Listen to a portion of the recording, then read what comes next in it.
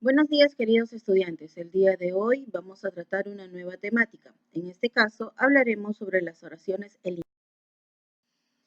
¿Qué son las oraciones eliminadas? Lo primero que nosotros conocemos es que son pruebas que nos van a permitir a nosotros evaluar la capacidad de discernimiento, jerarquización de datos y economía lingüística.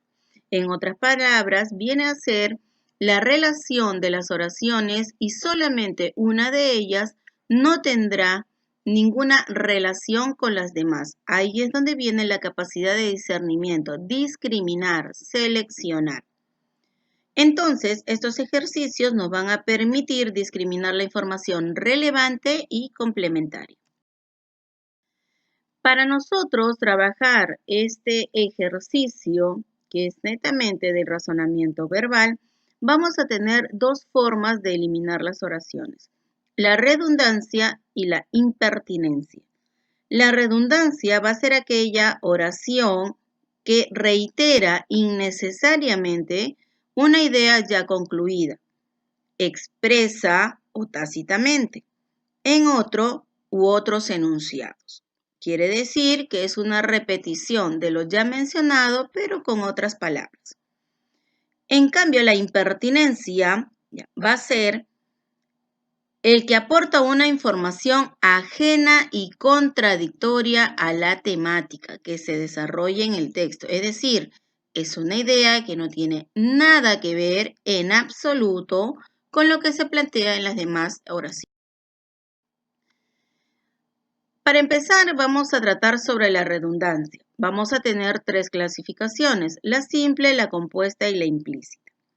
La simple va a ser aquella oración que expresa un segmento informativo contenido en otro enunciado, que quiere decir que va a repetir una idea que se plantea en un enunciado anterior.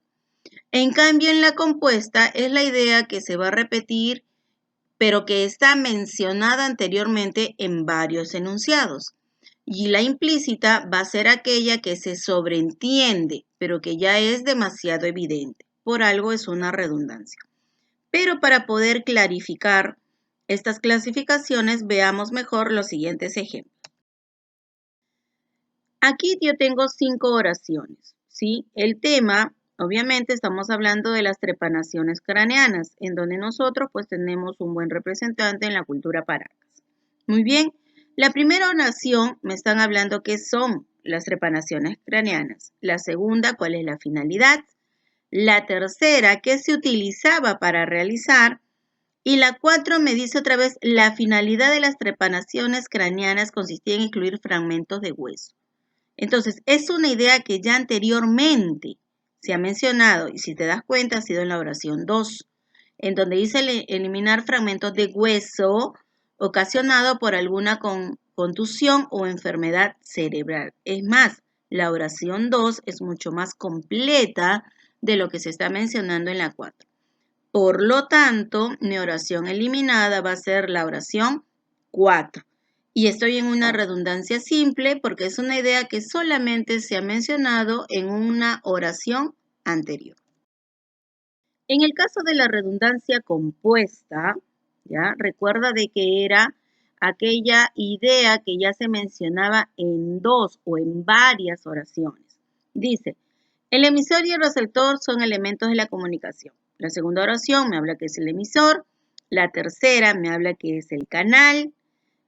La cuarta sobre el contexto. Y el quinto me vuelve a mencionar el receptor. Pero ojo, que la segunda y la quinta oración me dice: es el elemento de la comunicación. Es el elemento. Entonces, por lo tanto, mi oración eliminada será la número 1, puesto que ahí me está conteniendo dos ideas que se están mencionando en dos oraciones distintas. Y la redundancia implícita es aquella que se sobreentiende. Me dice: el viajero colocó su sombrero y salió con un paraguas. Ya, entonces puedo deducir que debe estar lloviendo. Caminaba evitando mojarse. Me sigue diciendo que está lloviendo. Miraba las laderas del asfalto que formaban riachuelos. Entonces es una lluvia bastante fuerte. Y la cuarta dice: se producía una intensa precipitación. Es evidente, ya está implícito, ya no es necesario aclarar porque tanto la 1, la 2 y la 3 nos han dado a nosotros la idea de que está lloviendo. Por lo tanto, mi oración eliminada será la número 4.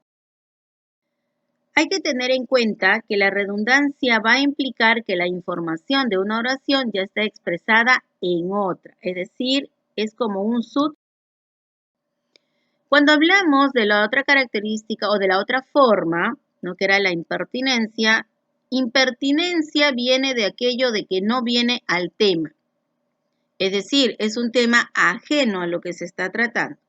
Y en este caso vamos a tener dos clasificaciones, la directa y por contradicción.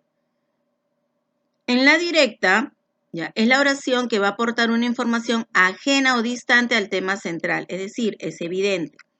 La contradicción es la que también va a plantear una idea ajena, pero en oposición a lo que se está planteando en el texto. Cuando hablamos de directa, vamos a tener las formas por el énfasis en el aspecto específico, por el desfase entre tiempo y espacio, por referirse a otro personaje, por enfocarse en un tema desde una perspectiva diferente. Es decir, va a depender mucho de la situación. Vamos a ver algunos.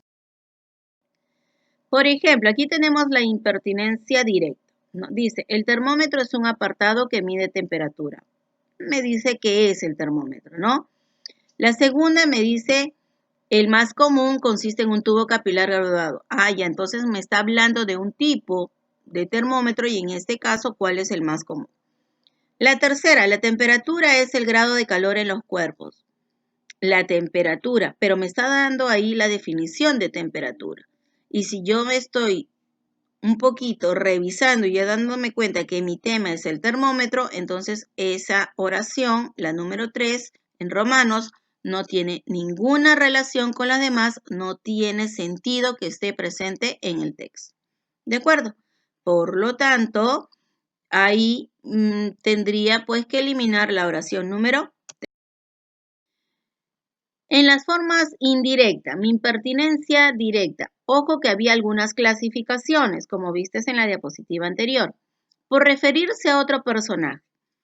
En este ejemplo, me hablan de Mario Vargas Llosa, ¿sí? Me hablan de que evolucionó sus técnicas narrativas, de sus artículos periodísticos, resaltando lo magistral que es este escritor. Pero en la número 4 me habla de la entrega del premio Nobel a un escritor chino. No tiene nada que ver porque estoy hablando de Mario Vargas Llosa y me hacen alusión a otro personaje. Por lo tanto, ahí mi oración número 4 es la que tengo que eliminar. La otra característica o la otra clasificación, por enfocarse en un tema de una perspectiva diferente. Me dice, el Perú desde tiempos muy remotos fue núcleo de civilizaciones evolucionadas, aunque los primeros momentos de estas solo son conocidos gracias a la ciencia arqueológica. Aparentemente me está presentando un tema. Luego me habla.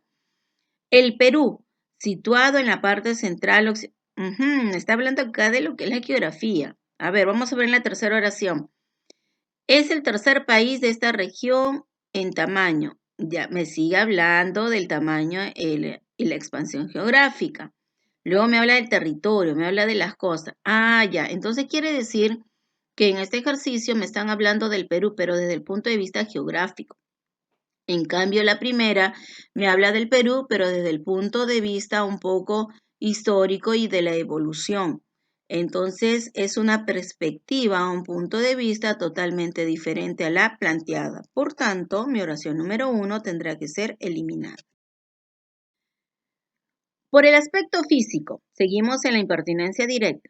Dice, César Vallejo escribió obras dramáticas, escribió obras poéticas, escribió Los Heraldos Negros, escribió obras narrativas, ya. Significa entonces de que aquí estoy tocando otro aspecto. ¿Por qué? Porque en todas las oraciones, en la mayoría de ellos, me está mencionando un poquito a qué género se ha dedicado Mario Vargas Llosa. Y la número 3 ya me está mencionando Los Heraldos Negros. Entonces, y eso está inmerso en lo que son las obras poéticas. Por lo tanto, debería eliminarlo. Quizás por ahí puedas pensar, pero se está redundando. Porque me dice César Vallejo escribió obras poéticas, claro, pero ojo que no es una redundancia completa. ¿Por qué? Porque aquí me está planteando un ejemplo. No me está mencionando, no me está reiterando que Los Heraldos Negros es su máxima expresión en obra poética. Ahí sí podríamos pensar que es una redundancia. Pero presentado de esta manera vendría a ser una impertinencia. El otro factor es el desfase tiempo-espacio. Es decir, vamos, como que no hay una coherencia en ello. Vamos a ver, dice, la primera oración me habla del Renacimiento, que es lo que hubo. En la segunda me habla de la época medieval, ¿no? Que en donde pues primó, digamos, el aspecto teológico. Luego me habla, el medievo se fundaron universidades. Luego en la número 4, las cruzadas se realizaron en la época medieval y en la época medieval se dio un gran desarrollo en la química. Entonces me está hablando un poquito de la evolución intelectual de esta cultura, o mejor dicho, en esta época. Pero, ojo, pero la número 3 me dice en el medievo se fundaron las universidades. Entonces, es como que no hay una coherencia en el espacio, en el tiempo que estoy, porque yo estoy hablando de una evolución en todo el periodo. La creación de las universidades pudo ser en un determinado tiempo. No. Entonces, no es pertinente por la forma cronológica que estoy narrando, ¿no?, la existencia de esa oración. La siguiente es por desfase espacial. Dice, la selva peruana está localizada, me habla de la ubicación de la selva. La segunda me dice cómo es su territorio, ¿no? En todo caso, cuáles son los ríos que surcan, ¿no? O atraviesan todo su territorio. Y luego me dice, el mar peruano es un mar frío dentro de la zona tórrida. ¡Wow! Se fue completamente del tema, ¿no? Cuenta con una enorme potencial fuerza, me sigue hablando de la selva, sin duda la selva peruana. Entonces, quiso hacer quizás una analogía sobre la existencia de los microorganismos vegetales y animales que también pueden tener los ríos de la selva o toda la geografía de la selva, pero no es, ¿no? Digamos, las zonas no son las mismas, no son tan analógicas como para establecerlas. Por lo tanto, la oración número 3 sería mi oración eliminada. La contradictoria. Habíamos dicho que era aquella oración que iba a plantear una idea opuesta a la demás, por lo tanto era también impertinente. Por ejemplo, en la oración 1 me dice, también las cosas tienen vida, las sillas esperan con los brazos abiertos, las piedras se agolpan en los caminos. En la número 2, lo mismo que las rosas, es decir, me está hablando de unas características que yo podría deducir que de alguna u otra manera pues también están cobrando vida a pesar de ser seres inertes. Pero el número 4 me dice, hay que mirarlas a menudo, no como personas, sino como cosas. Entonces, si me están dando cualidades que aparentemente son humanas, me las está personificando, y en la número 4 me está dando una idea totalmente diferente. Me está diciendo, mira, ¿sabes qué? No son personas, no las mires así. Entonces, es una idea opuesta y que tampoco no tiene mucha relación con el tema, porque no estamos hablando de la perspectiva que está haciendo el ser humano, sino de lo que aparentemente, digamos, en un sentido metafórico, yo puedo interpretar de la existencia de las cosas. Ahora, tú te preguntarás, ¿para qué hacer, practicar, conocer sobre las oraciones eliminadas? A ver, primero, hay que tener en cuenta de que cuando hablamos de oraciones eliminadas, lo que nos va a ayudar a nosotros es en cuanto a la redacción. ¿Por qué? Mira, yo tengo aquí un ejemplo que es relacionado al contexto en que nos encontramos, en donde dice ningún país desarrollado en vías de desarrollo jamás estuvo preparado. Es decir, estoy hablando un poquito del contexto y cómo se dio.